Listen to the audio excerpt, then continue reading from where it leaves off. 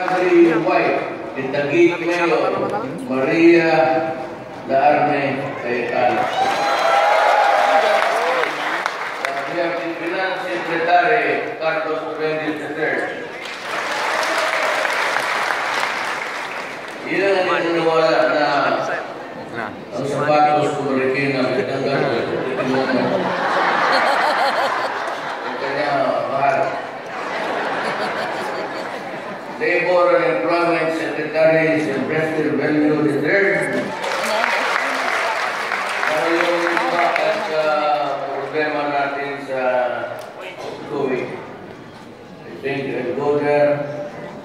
I'd like to thank Kuwaiti government for understanding us and keeping their faith in us and practically means to all of my demands.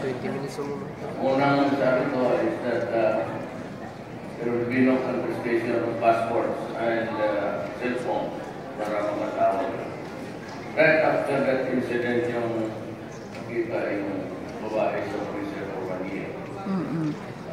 Medyo nagkalabuhan because, I intend to. But anyway, we have 1 day off. And also I asked, I requested, and I pleaded, and I begged for my countrymen that they can cook their own food,